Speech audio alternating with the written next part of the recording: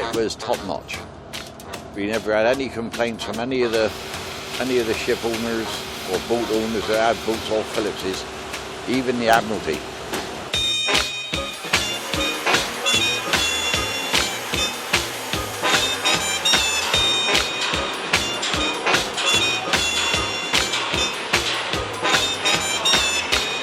At 15 years, I started this as an apprenticeship, and my father signed away his life. It was the biggest employer in the area, wasn't it? I mean, 600 men.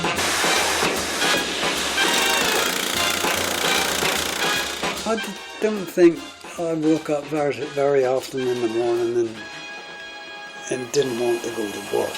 You're proud to be working for Philip & Son. What was it like? Bloody lovely. This film is about the living memories of those men and women who worked for Philip & Son over the last half-century and more. Memories which are now recorded for posterity. It is also a tribute to the contribution those who work for Philip & Son made to the marine heritage of the River Dart in the form of an unrivaled reputation for shipbuilding over many generations.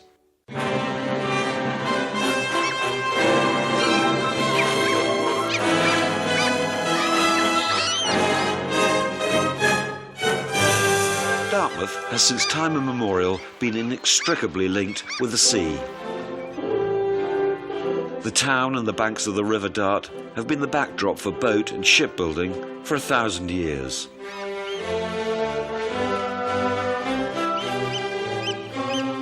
Men left their hometown to fight for their country, trade and fish for their living, and work their boats in often dangerous waters.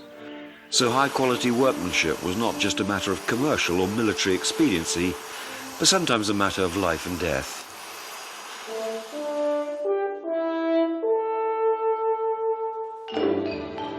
The genesis of Philip & Son came within the context of a vigorous, but often precariously uncertain ship and boat-building industry in Britain. The company was established at Sandquay by George Philip in the middle of the 19th century. After numerous successes, but also some reverses in a fiercely competitive and notoriously difficult business, the company went into an expansive phase during the shipbuilding boom after the First World War.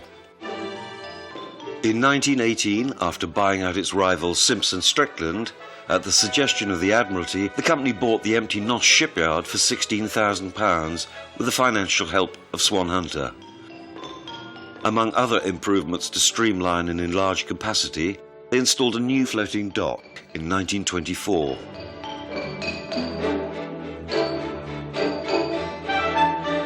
A period of sporadic success but increasing reputation saw orders from Trinity House for light vessels, and as storm clouds of war again gathered, an increase in activity including the launch of the survey vessel Research for the Admiralty.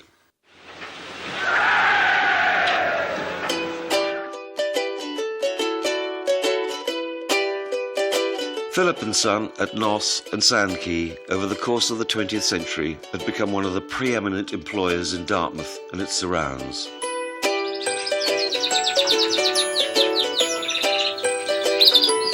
Everyone knew someone who worked there, and who worked there with a pride and pleasure at being part of this great family of hundreds of skilled shipbuilders, which was such an integral part of the community.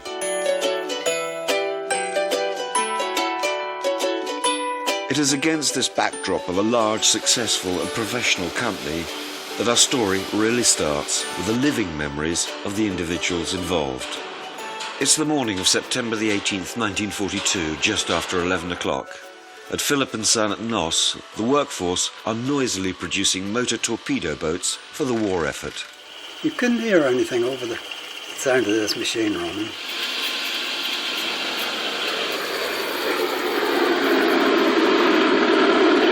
And we heard the planes up over, or coming down, well, they were up over, and I was told, get under the bench, get under the bench. And of course, when the bomb dropped, my gracious me, everything shook. Unknown to them, a formation of Focke-Wulf 190 fighter bombers from the German Luftwaffe had approached low and fast from the northeast, carrying a payload of bombs and bullets.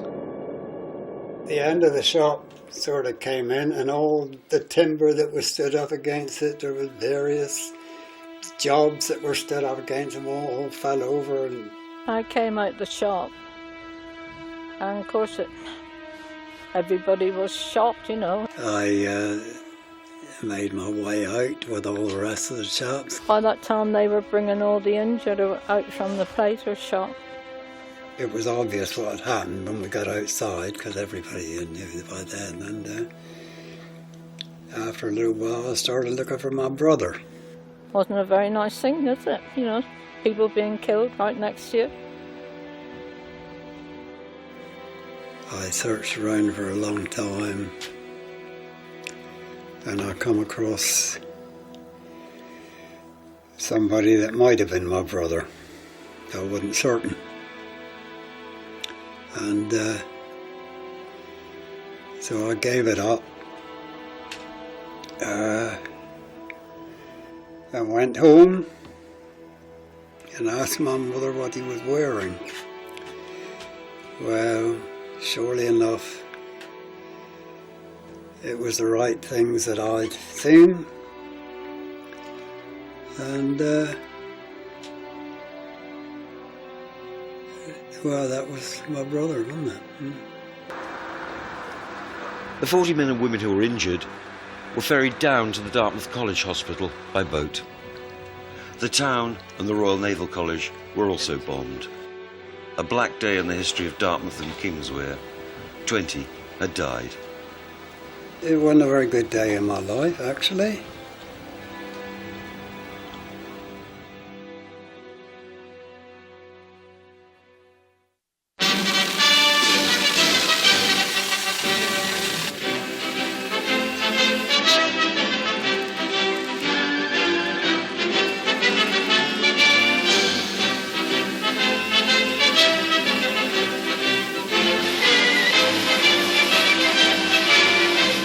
Nobody was supposed to give in those days. You got on with life and coped with it as best you can. Went back to work very quick. Admiralty work, and they just couldn't Do without them. It was back working within a week or less than a week. I think it was better to be doing something than standing or lying about thinking about it. During the war years, the quality and reputation of Phillips boats grew fast. Such was the satisfaction with his acquisition, Admiral Sir Frederick Wake Walker felt compelled to communicate his appreciation. 30th of November 1943, J.J. Sutter Esquire, Managing Director. Dear Sir, I'm sure you'll be interested to hear of the fine record of the corvette HMS Penstamen, which was completed by your firm in 1941. HMS Penstamen has several times been under heavy air attack, and although on one occasion a near miss almost blew her out of the water, her engines never stopped. I would be glad if you could bring this letter conveying an appreciation of the fine craftsmanship which has made such a record possible to the notice of your fellow directors and the members of your staff and workpeople. Yours faithfully, Sir Frederick Wake Walker.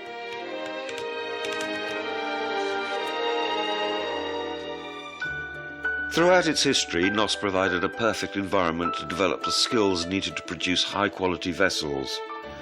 Apprenticeships at the site were a prized post. They represented one of the best chances locally of a long and successful career. The towns of Dartmouth, Kingswear, Brixham and Torquay sent some of their most promising youngsters to be trained as platers, carpenters, riveters and draftsmen. I left school.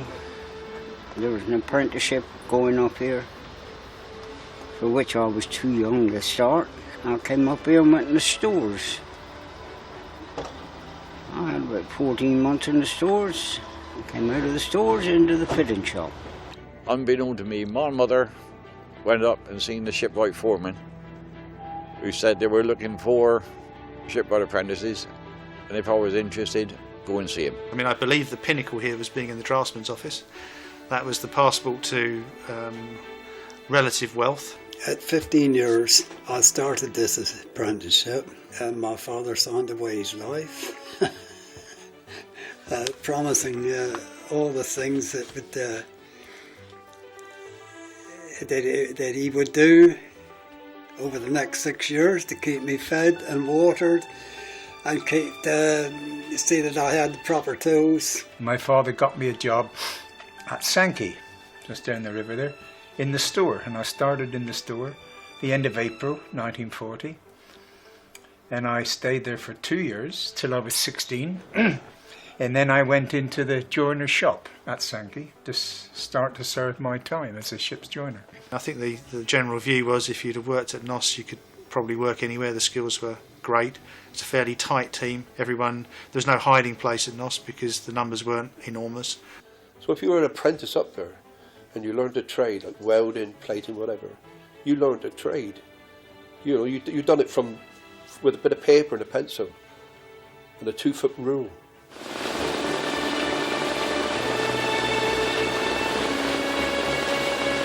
We started work at 8:15. So living in Dartmouth, we had a catch the hire ferry, which is still there. And Phillips charged us to go across. We had a little card which they gave us. It was only, I think, 6 months a month or something.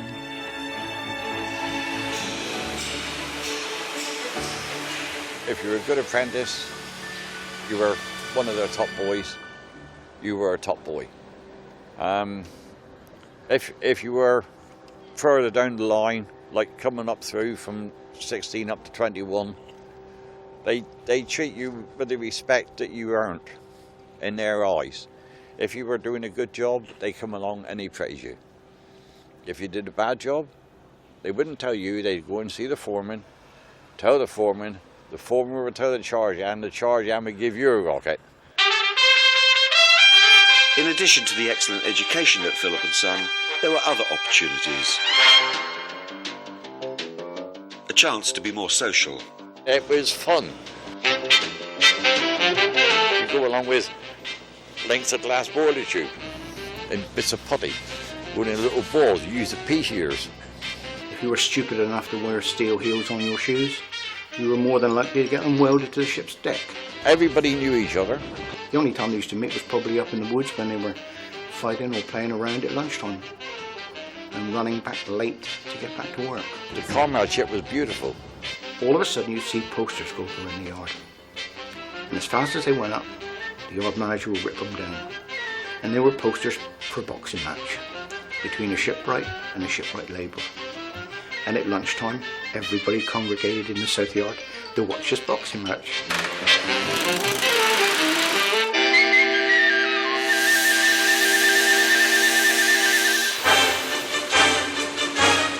Philip & Son was a friendly and welcoming place to work, but it also produced some of the highest quality yachts and ships in the British Isles. The work was the very best. It was top notch. We never had any complaints from any of the ship owners or boat owners that had boats all Phillipses. Even the Admiralty had boats built by Phillipses. They had a good reputation. All steel, of course, up there, all iron ships. Riveted, not welded like it is now. But the ships, I think, were stronger. It was absolutely superb. Electricians, I've actually known an electrician fill up and lay a cable tray, and every screw in the cable tray, the head would be going the same way. Boats built at Philip & Son were good boats. They were, there's some classics, if you like. It was well renowned for good workmanship. All trades were good. You had reports from all over the world, different people. They knew when they went aboard a vessel that was built by Phillips. I think they could have built a ship for the most fussy person in the world, sort of thing. It would have turned out all right. Everything was thoroughly inspected. There was some fantastic joiners. There was really. Work second to none. And none of this plywood and chipboard. It was all solid wood. Phillips was literally producing thousands of tons of shipping a year. But it wasn't just the build quality which was remarkable. The design of the boats was also first class. Well, the vessels were basically designed by Philip & Son with their own drawing office staff. We had ordinary hull drawers, draftsmen who designed all the plumbing area, the electrical side, The engineering side completely designed here at Sankey. It's not like today, you know, today you get a drawing, you put it under a scope and that cuts it all out for you out of the plate. But in those days you had to do it all by hand. This meant wherever you went, wherever anybody looked at a boat and they knew it come from Philip & Son, there was no question about what it was like. The quality was superb. Based on its reputation for high-quality workmanship, Noss, after the war, went through a golden period, producing hundreds of vessels. Brian Riddles remembers some of them. That's a Sun tug. Those were famous. For Alexander and Son, they were big tug owners on the Thames, and all their tugs were called Sun, and a lot of them were built up here. They were fine ships. There's a small tanker there, look, for Esso, Landrake, I think she was called. There was a Mersey Docks at Liverpool pilot boat there. They were fine ships. I worked on that. Noss was really famous for these things. The lightships, Trinidad's lightships. They built any amount of them. Dozens of them they built over the years. And that is the South Goodwin. Now, if you're old enough, it's one of the worst gales we've ever had in this country. Remember the infamous groundnut scheme in Africa? They built a hell of a lot of barges to go to Africa, to go up the rivers, to go up, there they are. And then these big ships came in, laid down the river on the buoys, and lifted them up and took them on board, you see. And this is, because my father was a pilot then, I was working with my father then. Stu Brown remembers the old hire ferry. The old ferry was really ancient. Mr. Phillips, in his infinite wisdom, said about time we had a new one. So they drew up the plans in the drawing office, and nearly all the apprentices were all involved in building that ferry as you see her now. I feel quite proud. It's something that I helped build is still going strong after all these amount of years.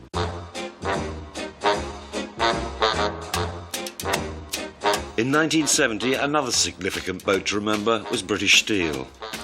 British Steel represented the absolute pinnacle of modern yacht design and construction at the time, particularly with regard to the use of steel in the building of her hull.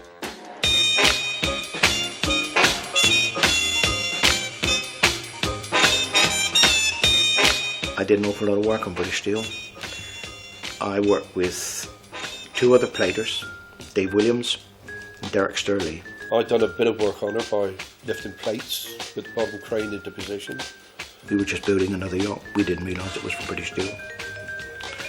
Then we clapped eyes on Shay Bly and we knew what it was for and we knew what she was going to do.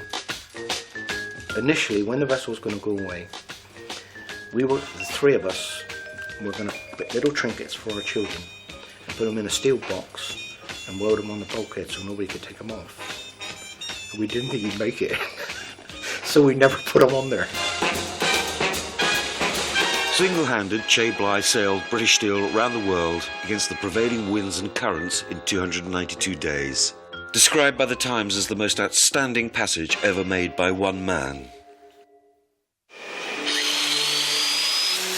The yard had continued to produce high-quality work over many years after the war.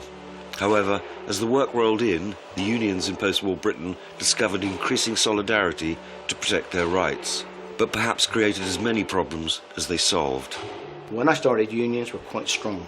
In fact, they were very strong. You didn't work outside your trade. Everybody in those days, it was all organised union work. The unions started coming in that you couldn't go from one department to another, you know. Noss was owned by Phillips's, but the Boilermakers ran Noss. It was a crippler because they lost a lot of work. They ruled Noss. Some of the things the unions did were good, and some of the things the union did were bad, weren't they? He was a plater, so he couldn't go and do electrician's job or somebody else, carpenter's job. You couldn't do this and you couldn't do that. I mean, I was an electrician on the electricity supply company. The electricians there weren't allowed to drill certain holes in certain things. When we did add the pipes and you put the flange on, you'd have a little bit of the pipe sticking over the flange, which had to be cut off. And I know one day I had a chisel and a hammer and I was getting it off, and one of the apprentices complained that it wasn't my job. You had to be careful what you touched or what you'd done, because you'd have this place out on strike if you started interfering with other people's trades, you know. Which is only fair, I suppose. They were trained to do their jobs, and they're the experts, and you wasn't. Straying into someone else's work territory by accident or design sometimes led to blacklisting.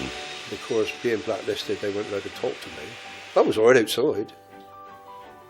You know, when we finished work at 4:30, oh yeah, they talked to me then. But all the time I was on the premises, no, they weren't allowed to talk to me. And when anybody asked me what started the closure of North and all the redundancies, was demarcation. Obviously they were a good thing when I was a boy. If it wasn't the trade unions, all the working class, like we would still be down the mines and the kids would still be going up the chimneys, because it went too far, you see. And that was the start of it. You know, they had a strike up here, didn't they? But they didn't realise when they voted to go on strike, they didn't realise, nor did I, nor did anybody else, that they were indeed voting themselves out of a job.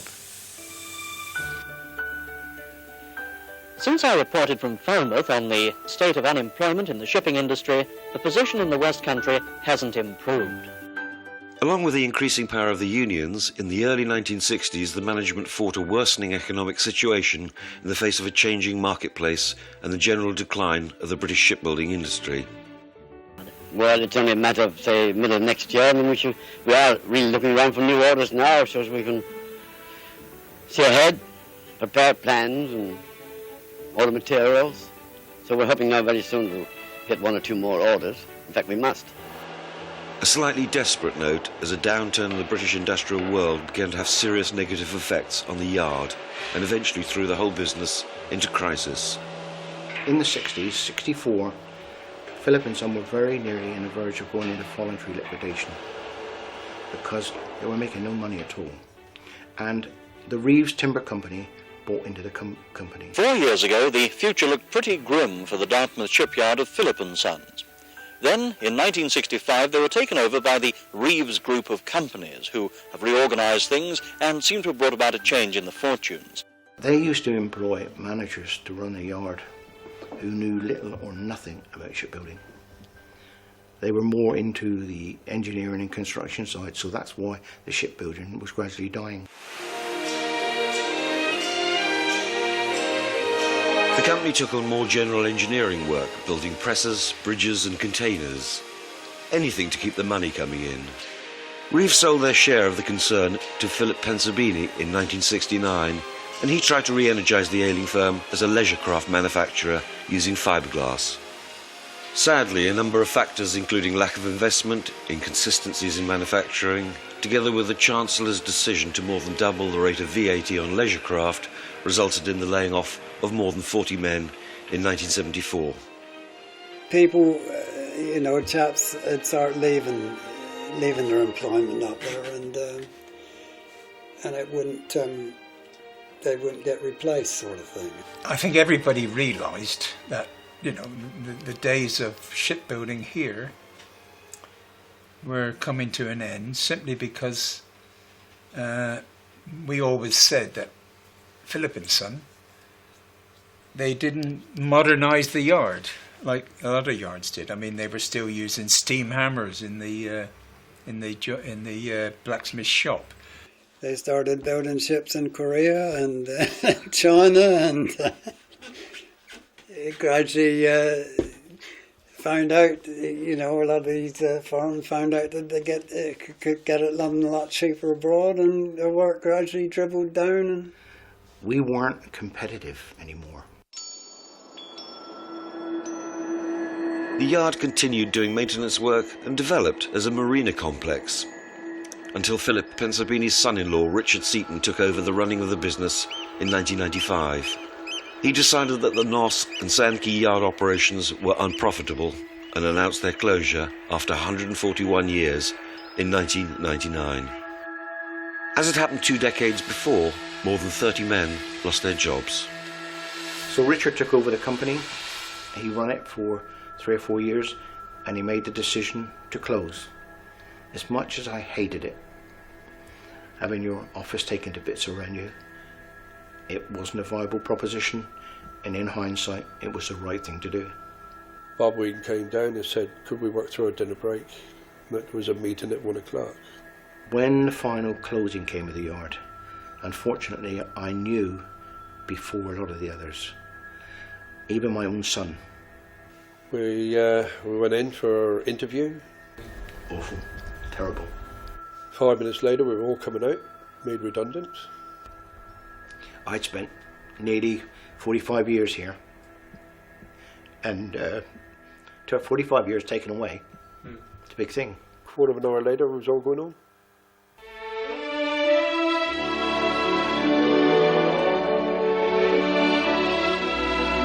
Philip & Son ended production of boats in 1974, and its entire marine engineering side shut in 1999.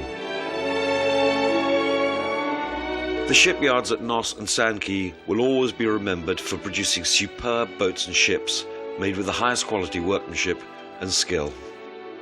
But the yards and the company created a legacy which cannot be erased from the minds of the people of the area. It worked for 141 years, producing some of the best boats ever to leave a British shipyard, and it trained whole generations of men who earned their living in and around the area, raising families, creating and maintaining the communities which thrive today.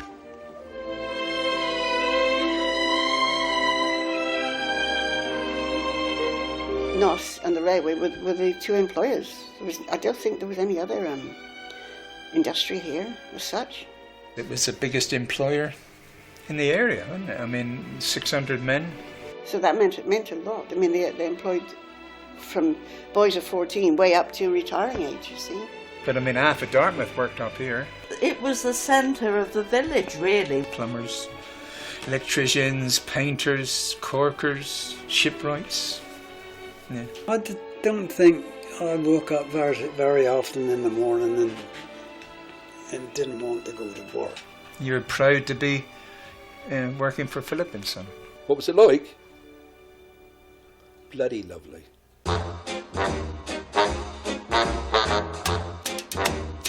Well, my great-grandfather came from Aberdeen in 1856, and he came here as a manager to a local man.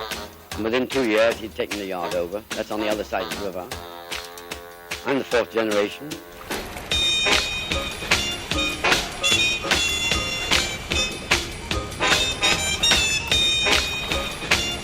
We started off, of course, in the wood shipbuilding, and then we eventually came over this side and opened up more in the steel construction, although we built steel craft on the other side.